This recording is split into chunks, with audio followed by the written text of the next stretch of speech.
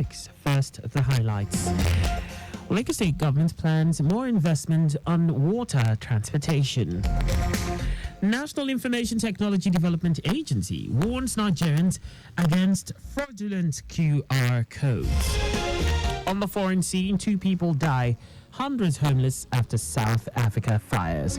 And in sports, Super Falcons open camp in Abuja ahead 2024 Olympic qualifiers against Bayana of South Africa. And now the details. I am Akan Usen. Lagos State government says it is working round the clock to boost water transportation by creating safer, efficient and sustainable strategies which are at various stages of implementation. Commissioner for Transportation Oluwaseun Oshiemi stated this at a tour of the Lagos State Waterways Monitoring and Data Management Center WMDMC control room established by the Lagos State Waterways Authority LASWA about 3 years ago. Affirming the purpose of the tour, Oshiemi explained that various strategies are being taken by the state government to make water transportation a viable and reliable option for Lagosians. Explaining the functions of the WMDMC control room, General Manager of LASWA, Damilola Emmanuel, stated that the control room was set up to manage movement on the inland waterways. It also highlighted the sections of the center consisting of a command and control, vessel tracking system, radio and video communication network, and tidal gauge monitoring system, which monitors activities of 4 jetty locations: Ikorodu, Ebutero, Liverpool, and Falomo. Emmanuel added that the data cameras capture real-time incidents around the clock as far as 2.5-kilometer range from the jetties, checking mishaps and impediments on the waterways. Lagos State government, in conjunction with C4 cities, has taken concrete steps to enhance optimum crop production and practical application of compost manure to ensure optimum yield among farmers in the state. Permanent Secretary, Office of Environmental Services, Omobolaji Gaji, who stated this at a workshop on stakeholders' readiness analysis and organic waste mapping, said the state is paying special attention to organic waste management. Gaji, who was represented by the head of climate change unit in the ministry, Azizat Afinoy Suber, explained that this is because of its high global warming potential. The Lagos C40 city advisor, Maximus Ugoke, explained that Lagos is one of the 7 African cities where C40 is supporting the implementation of climate action under the Urban Climate Action Program. Ugoke noted that the C40's cities is interested in the outcome of the mentorship program associated with the training workshop, assuring of more partnership in the future. The chairman, House of Representatives Committee on Media and Public Affairs, Akin Rotimi, has reiterated the Green Chamber's resolution to deepen grassroots engagement. Rotimi said the House of Representatives is interested in giving meaning to the people's mandate to members by ensuring inclusive representation.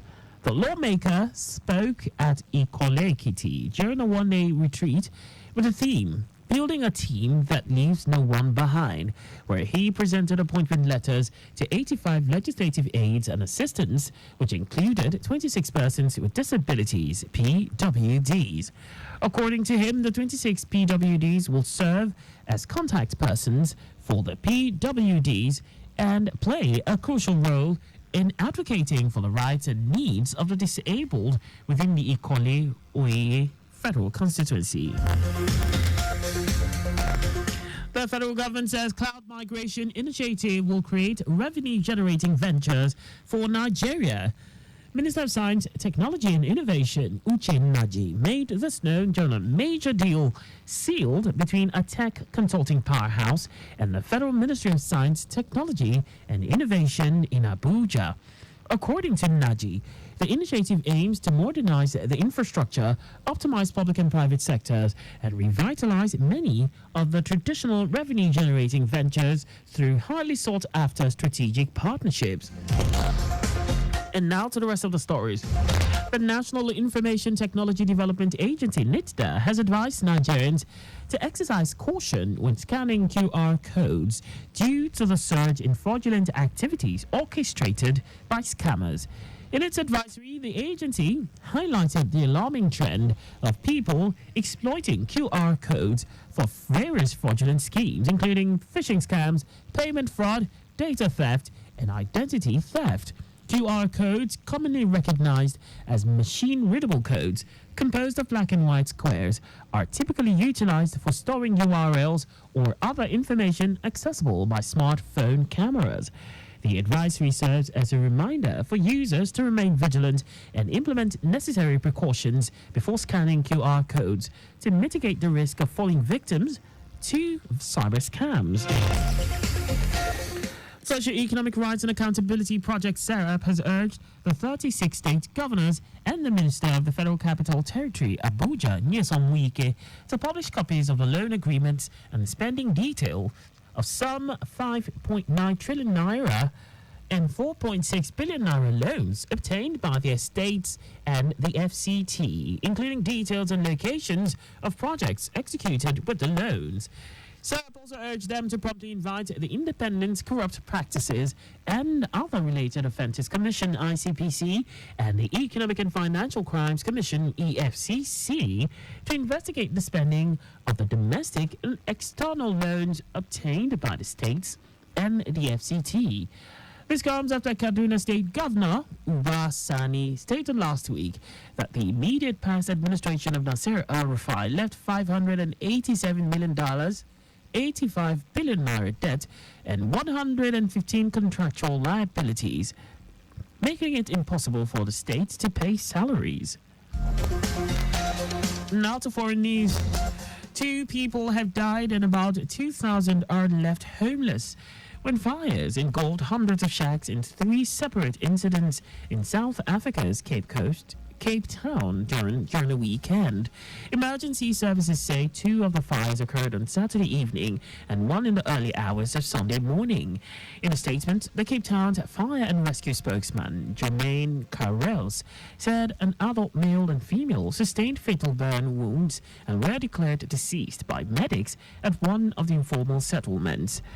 The biggest fire, which happened around 2:30 a.m. on Sunday, engulfed over 150 shacks, leaving over 1,000 people displaced in the Mfuleni settlement, some 30 kilometers southeast of Cape Town. The cause of the fire is under investigation. Voters in Turkey have gone to the polls in local elections in a crucial test for President Recep Tayyip Erdogan as he seeks to win back control of key urban areas and lost to the opposition 5 years ago. The vote on Sunday is also a barometer of Erdogan's popularity and will decide who gets to control the economic hub of Istanbul and the capital Ankara, both of which he lost in 2019.